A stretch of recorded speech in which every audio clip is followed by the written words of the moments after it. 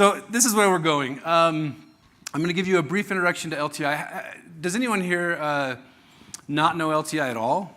You're here to kind of learn what's going on. I'll give you a very brief introduction of LTI and how it works. Then I'm going to jump into Project Delphinium, where it came from, and how we got to where we are. I'm going to show you the kind of things that we have been building in Project Delphinium.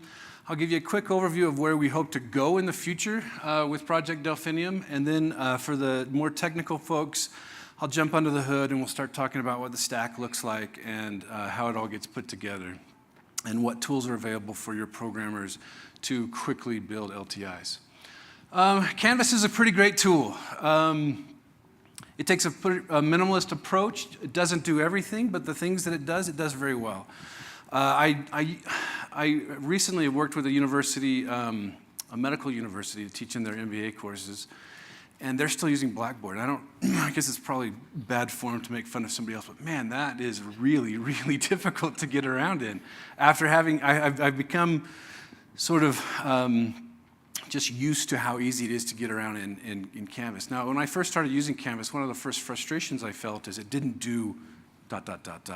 I loved Moodle. I could do all kinds of things with Moodle. I could get under the hood and build all my stuff.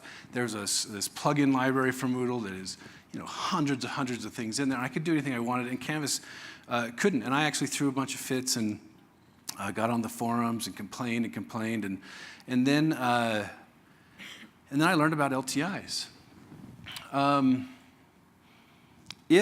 If there's a feature you want that Canvas doesn't have, you can bolt it on just in time, JIT, just in time, for a whole account or one class at a time, and you can have just that feature set added to one specific class. Now, LTI then becomes this way to add a huge variety of functionality to a course without cumbering the interface for everybody else.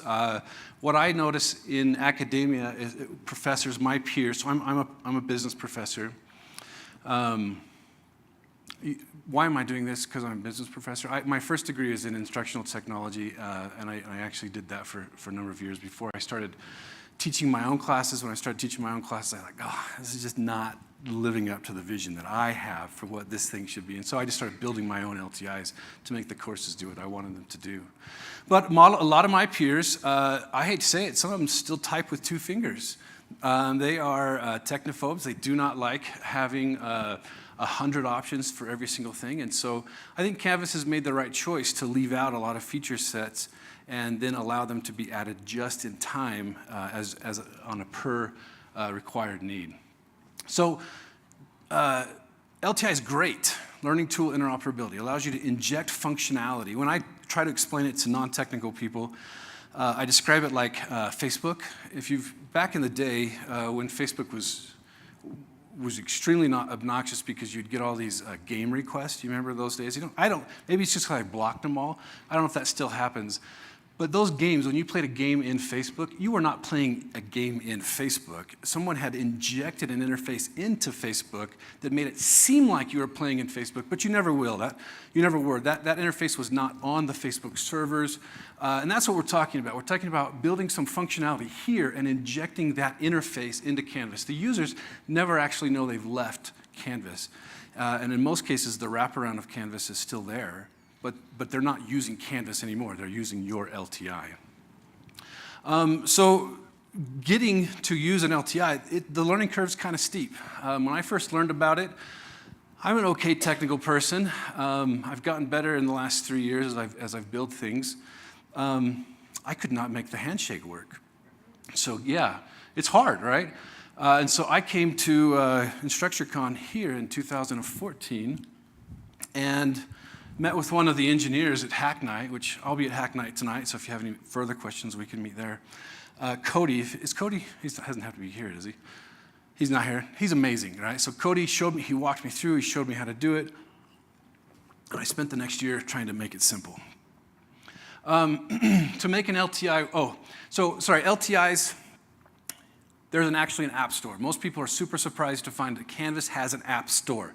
Similar to the iPhone app store or the Android app store, it's in every one of, I think it's in every one of your accounts unless it's been blocked by your administrator. But you go to the app store, there's more than 100 apps there now.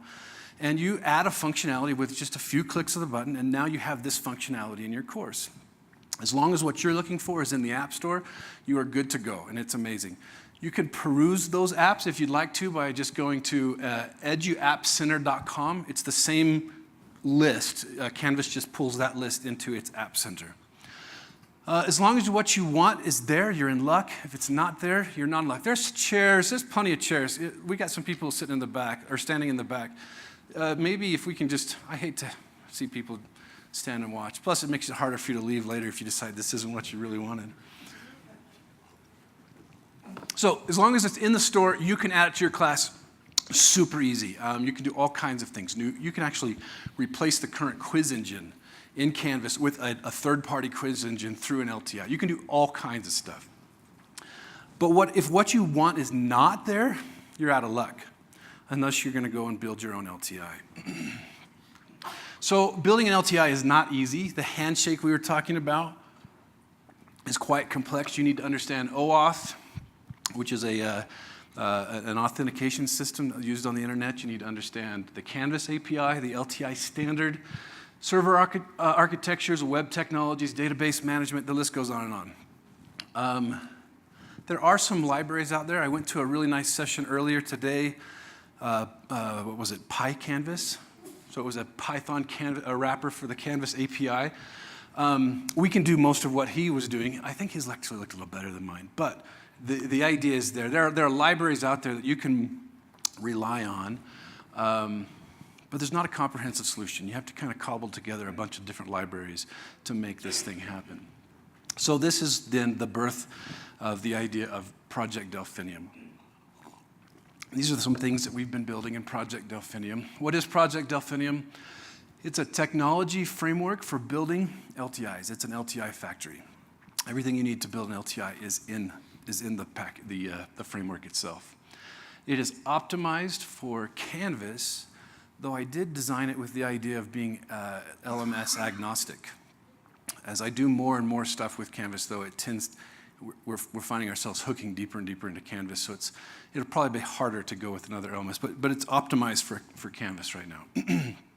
We can build dashboards, gamification, quiz tools, those kind of things. Why is it called Delphinium? Actually, the name is kind of important. Delphinium is a flower. I liked that name, and I knew I wanted to get a name that dealt with a flower. And I'll talk more about the flower metaphor in a moment. But flowers have meanings. Roses are love.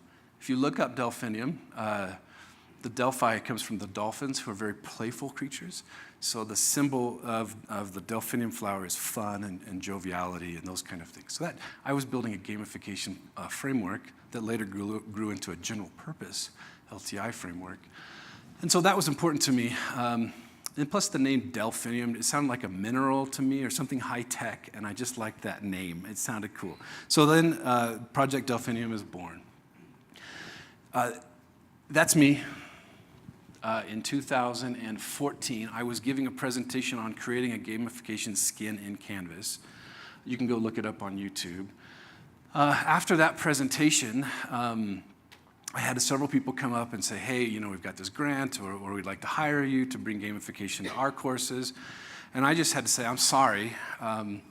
What I have made is really not flexible. It is hard-coded to my course. You would laugh, if you're technical enough, I put JSON in the names of the assignments so that I could track and find them when I ran the code.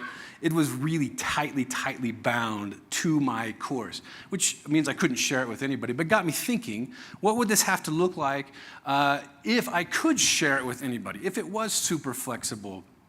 I decided it needed to be able to plug into existing courses. I didn't want teachers to have to modify their courses in any way. I wanted my system to wake up in a course, ask the course who's the logged in student, what content is available, and I wanted to pull all that information in and build an interface from what was available in that course. And if the same LTI opened in another course, I wanted it to do the same thing, but build a new interface based off of the new course. Same code base, but a new interface because it's a different course. I wanted to leverage all of the power that an LMS already had. I did not want to get into the business of creating grade books and quiz engines and all of those things. So I wanted to definitely have something that augmented an existing LMS rather than try to build my own. It needed to be super flexible and super powerful. I'm a visual guy. My mom is an artist. I knew teachers would want to make this, they would want to brand this thing. They would want things to look beautiful, to whatever beautiful looks like to them. I'll talk about how we accomplish it later, but I wanted the same code base to open in a different course, and I wanted that teacher to be able to even move stuff around, but when it was in their interface, it looked this way. When it was in another course, it would look a different way. I wanted to make all of those things possible, and I wanted to make it easy to use. So I've been at this about 3 years now. This is all grant funded. I raise money, beg, borrow, steal, everywhere from $500 to $40,000. I'll take whatever amount I can get. The money all goes to my programmers, and we build. This is my research line. I publish on educational gamification. We, this summer, have had a really great summer. We spent a whole lot of money, and we have finished our alpha stage. So we're moving into sort of a stable beta. It's feature complete. It does just about everything I ever wished it would do, and we are continuing to polish it and make it more optimized. I've been using it for 3 years. It has been currently used in about 25 active live courses at Utah Valley University. We've had good reception. We show it around. 2015, I got a Canvas grant for $10,000 to help. It was an innovation grant, so I told them what I was doing, and they gave me a check. I went to Spain to the Gamification World Congress, and I presented it there, and we won a little award there. Any business people, I'm a business guy, so that's kind of my home. Academy of Management's the big business conference. We won Best Paper a couple years ago at the Academy of Management on what we've been doing. And then internally, UVU, I've won Teacher of the Year a couple of times. So let's look at this metaphor of a flower. If you think about what a flower is, the roots provide resources, the stem provides structure, the blossoms provide function and beauty. And that's what I clicked into. If I wanted to make something that was flexible and could work for everyone in a variety of contexts, things had to move past each other in this way. So we have built a suite of components that are groups of components that all fit together. Blossoms and blooms, these are data visualizations that show student data. And if you just came from Mitch's thing, a lot of what he's doing is similar to the kind of things that we've been working on. And then data visualizations for replacing like the modules interface, which is a scroll of gray death, especially if you have a large course. I wanted something fascinating and interesting. Shoots is for larger standalone apps. We do have our own version of our own interface on the Canvas gradebook that allows us to do some things that are unique. SEPL and STEM, these are all allow us to add metadata to Canvas. So if you're going to do kind of fun, creative stuff, the out-of-the-box data that Canvas provides is not as flexible, and so what we do is we add metadata to it, so tags, parent-child relationships, avatars, aliases, those kind of things that we can use and draw upon as we're building components for our LTIs. Xylem is a tool we use to pass data and interfaces between components. Roots is as a data abstraction layer that allows us to make the handshake. That's where the handshake happens, and it allows us to pull data from Canvas. And then greenhouse, as you can follow the metaphor of the flowers and everything, this is our settings interface. So a lot of magic happens in Roots. Roots is where the LTI handshake happens. Roots is when you want to install a new LTI, the easiest way to do it is to provide a single URL. And so Roots generates that URL, and all the XML that goes behind it, so that you can, with one slip of code, one line, one URL, one address, you can add your LTIs to Canvas. It provides a Canvas wrapper similar to that Pi canvas that we were looking at. So we have Roots, which is the equivalent of the Pi canvas that we were looking at. And it also makes REST APIs available for AJAX. So if your components are in the client, it can phone home and still get new data. So you can load interfaces quickly, and then phone home for the heavier data. Makes things a lot quicker and simpler.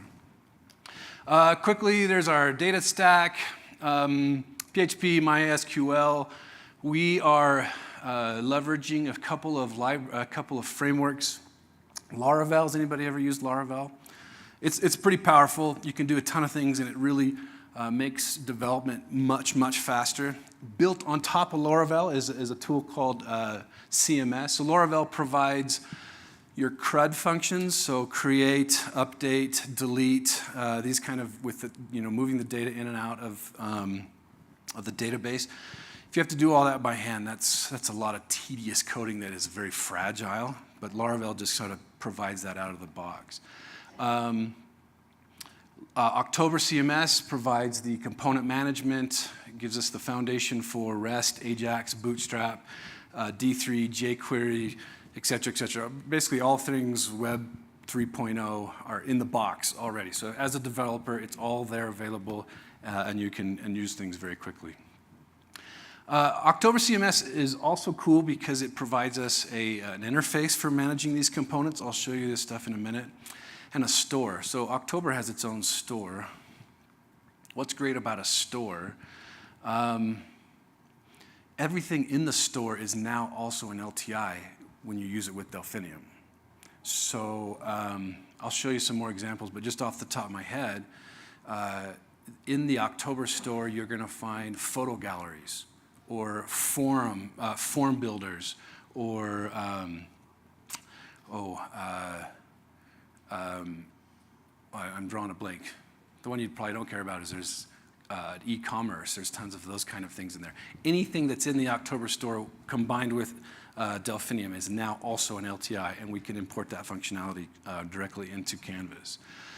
The other thing October does for us is it makes deployment and over-the-air updates trivial.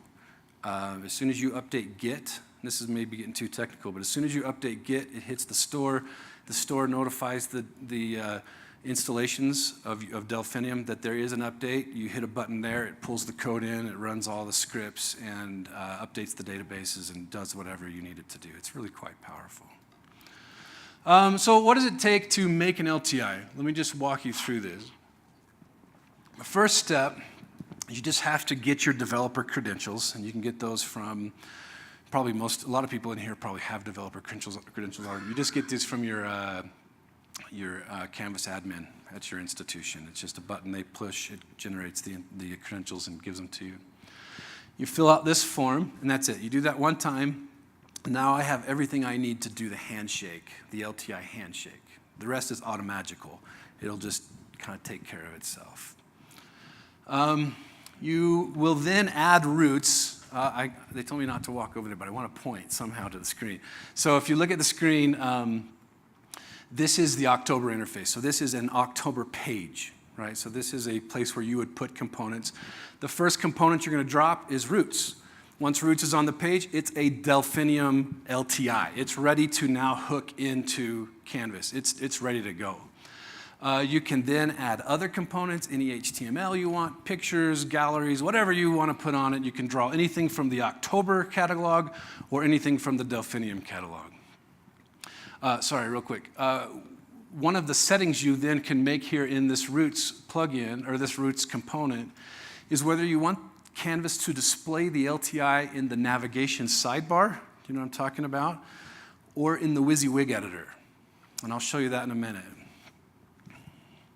So you get a lot of mileage then. So this is a piece of code. This is one October page that is built in the Delphinium framework. That's about 14 lines of code. That makes that. And that's pretty powerful. And as long as the pieces, and when this wakes up in a different course, it will be different content. As long as this thing wakes up in a course anywhere, it will do its best to build itself.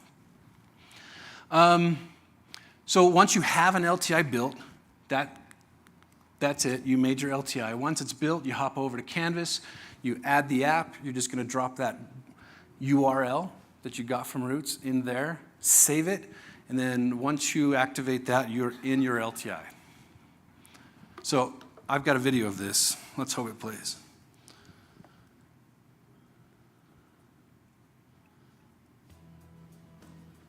There's a little bit of sound, but it doesn't really matter. So we created the October page. Now I'm adding Roots, telling Roots to open in the sidebar. Now that is the LTI. It's empty, there's nothing there, but that is the LTI in Canvas. So go back to October, let's throw some HTML in your new LTI. Refresh the page in Canvas and you have that HTML. Go back to October, we're gonna add, I think, a leaderboard. There it is.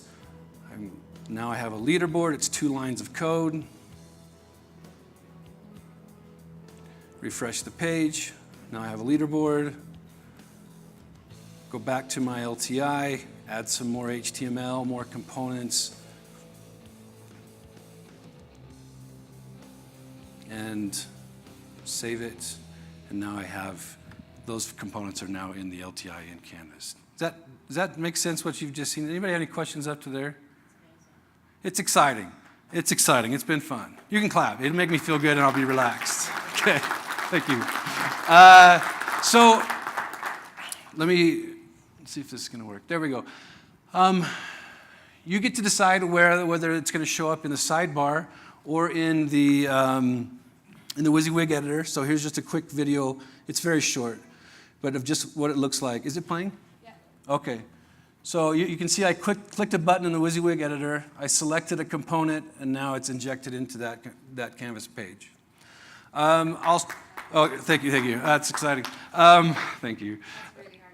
It took a lot of work. We spent a lot of money and a lot of programmer time, but we wanted to make this simple and easy to use.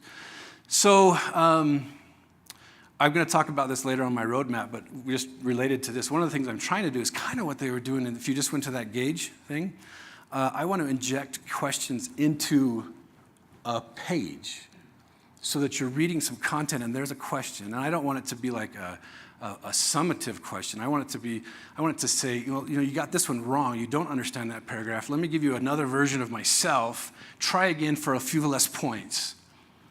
And that way I know, this, as far as typical reading quizzes, we know what they are. They're 10 questions before class. We basically use them to record attendance, and they don't actually ensure that the student knows anything. But if you could move your content, say from the Commons, the Canvas Commons, into a page like this and inject questions, LTI questions, directly into the content, I think that's exciting. So that's something I'm working on. Go ahead.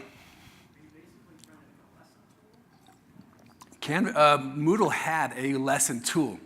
I think this is more robust than that tool. You could do that. So the Moodle one also, it's clunky. I don't want to spend much time, but it was clunky. And I think that's where I'm trying to get to, because I think it was a good idea. And I think Canvas does too, because they just made gauge. Go ahead.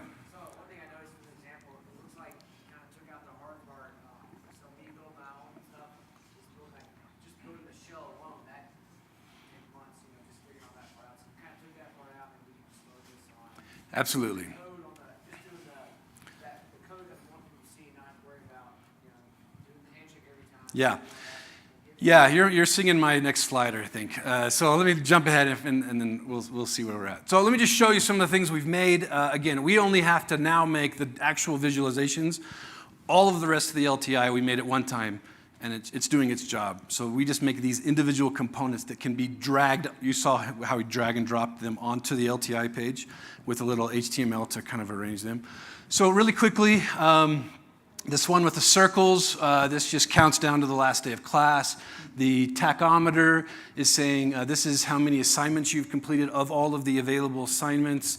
If you look down here, we've got some performance stats. I like this current grade one.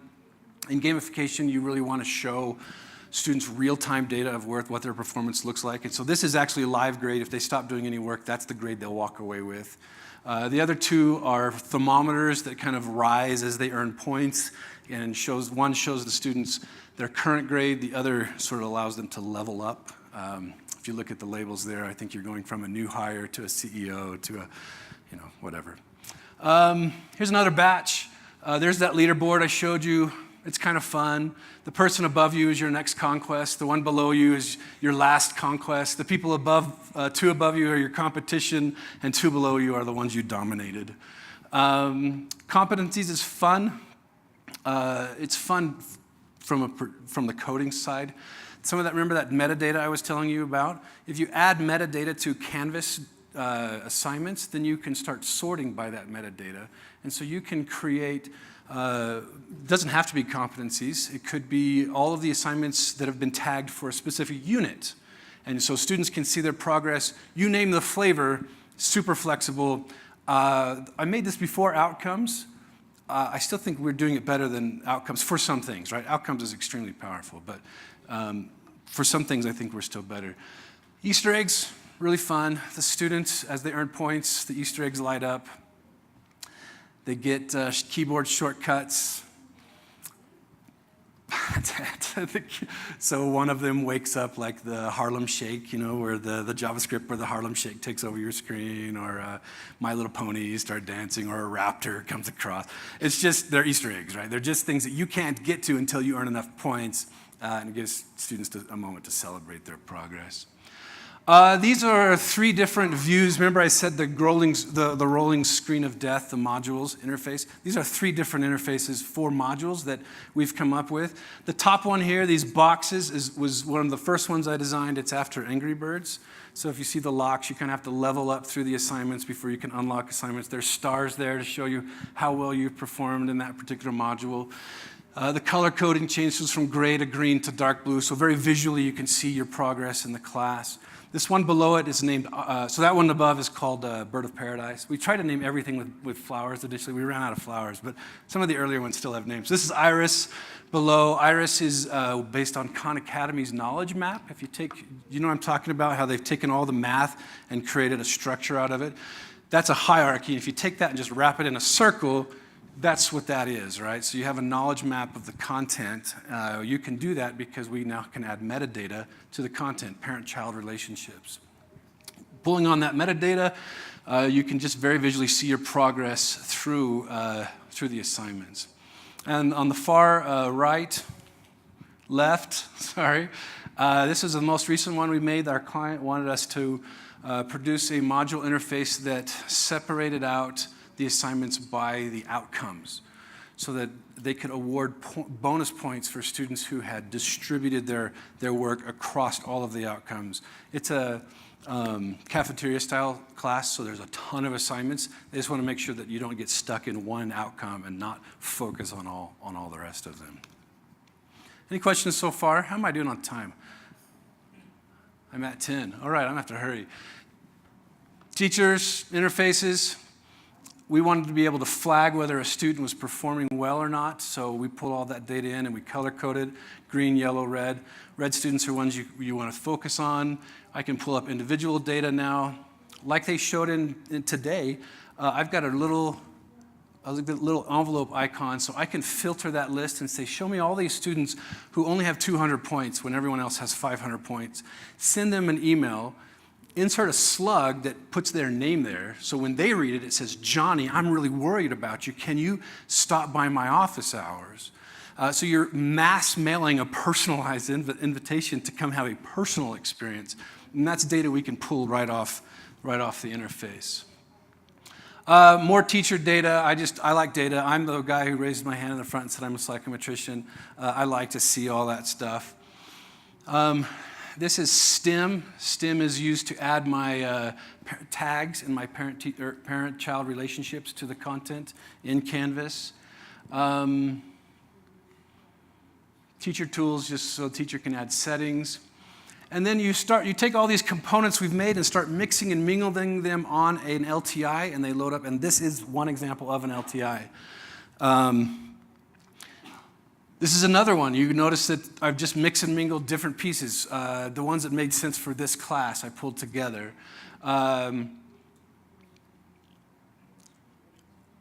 You can deploy this to as many classes as you want. Every time it wakes up, it'll say, I'm in a new class. How many components are there? Or how many outcomes are there? Okay, I got to build outcomes. Which assignments go with which outcomes? And it just will assemble itself. And if you move to another class, it will do the same thing in the new class with the new data. Again, another interface. You can see I'm still just mixing and mingling components. I wanted this to be something that we could do very quickly. I'm a researcher, so I don't know what's going to work well. I don't want to build something that's so hard-coded I couldn't throw away a piece of it very easily or inject a new piece of it very quickly. Those are things we've done, things I'm looking for, building soon. We're working right now on achievements, badges, and goals, avatars. We're also working on very actively right now, collectibles, mentored quizzes, I sort of talked about that a little bit, flashcards, mini games, voting discussions a la Stack Overflow, have you ever used that tool? Celebrations, asynchronous peer review. These are all things that I think a lot about, and I think we can do better in education if we just had the tools. And the tools are not crazy hard to build once most of the work is already done. So what does it take to build a component?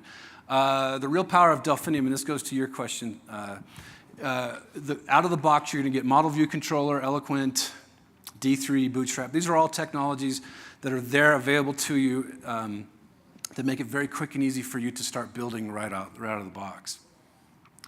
These are all UI elements, so why should you have to code new UI elements every time you come in? These UI elements are available in the framework.